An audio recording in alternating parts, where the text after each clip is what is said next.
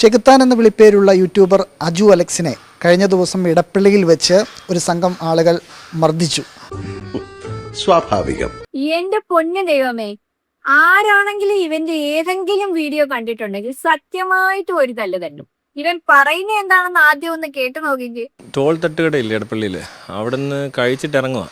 അപ്പോഴാണ് ഒരുത്തനിങ്ങനെ ഈ പറഞ്ഞ പോലെ ഭയങ്കര എക്സെൻട്രിക് ആയിട്ട് ബിഹേവ് ചെയ്യുന്ന പോലെ തോന്നി. ഒരുത്തൻ വന്നിട്ട് എൻ്റെ അടുത്തോട്ട് വരുന്നു.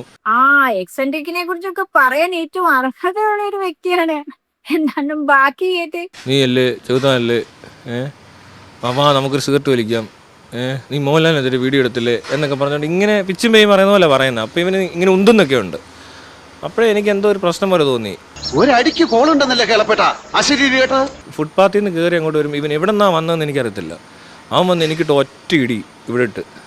ഞാൻ ഹെൽമെറ്റ് വെച്ചേക്കുന്നതുകൊണ്ട് ഇവിടെയും കൂടെ ചേർത്താണത് കിട്ടിയത്, അല്ലെങ്കിൽ അത് തലക്കിട്ട് അവൻ ഇടിക്കുന്നത്. ഈ തീപ്പന്തലിൽ പൂവാല ശല്യം. ഒരു മിനിറ്റ്, ഉദ്ദേശിച്ച ആള് ഞാൻ തന്നെയാണ്. തകർത്തോളൂ. തീപ്പന്തലിന്റെ ഫാൻസാ. ഇപ്പൊ വരാം. നിങ്ങൾക്ക് എന്താ തോന്നുന്നത്? വെറുതെ ആരെങ്കിലും ഒരാളെ തല്ലുവോ? കയ്യിലിരിപ്പനുസരിച്ച് എന്തെങ്കിലുമൊക്കെ അവരെ പറഞ്ഞു കാണും. അപ്പം തിരിച്ചിട്ട് പൊട്ടിച്ചേണവര് അത്ര ഉള്ളായിരിക്കും, സ്വാഭാവികം. എന്താണെങ്കിലും ചെയ്തത് തെറ്റ് തന്നെയാണ്. ബാക്കി കേട്ടെ. അപ്പം ഞാൻ പോയി അഡ്മിറ്റ് ആനായിട്ട് അവിടെ ചെല്ലുമ്പോൾ ഇവന്മാർ നമ്മളെ ഫോളോ ചെയ്ത് അവിടെ ഉണ്ട്. അവിടെ വന്ന് അവിടെ കിടന്നുകൊണ്ട് ഭയങ്കര കച്ചറ ഇവരെല്ലാം. നീ ചന്ദ്രൻ വളഞ്ഞ വഴിയല്ലേ? അതേലോ. നക്ഷത്ര ദീപങ്ങൾ തിളങ്ങി. പോയോ? ആര്? എന്നെ അടിച്ചവൻ അവിടെ നിക്കണ്. പോകുമ്പോ ഒന്ന് പറഞ്ഞേക്കണം. എന്റെ വായന്തലങ്ങനെ അപ്പുറത്ത് കിടക്കാം, ഒന്ന് ഉറങ്ങണം. ഇതെല്ലാം ഉറപ്പായിട്ട് ഏതോ തൂഫാൻ കേസാ, മനസ്സിലായി? അല്ലാതെ ഇവര് നോർമലല്ല, വളരെ അബ്നോർമൽ ബിഹേവിയർ. അവന് പറയുന്ന ഒന്നും കിട്ടുന്നില്ല, തോന്നിയ പോലെ വർത്താനം പറയുക. ചുമ്മാ അല്ലേ ഈ പബ്ലിക് പ്ലേസ് വെച്ച് ഇത്രയും വയലന്റ് ആയിട്ടൊന്നും ആരെയും ഉപദ്രവിക്കേണ്ട ആവശ്യമൊന്നുമില്ല. ഇങ്ങനെയൊക്കെ നടന്നാ മതിയോ? ഉറങ്ങണ്ടേ? അവര് തന്നെ തല്ലിയോ?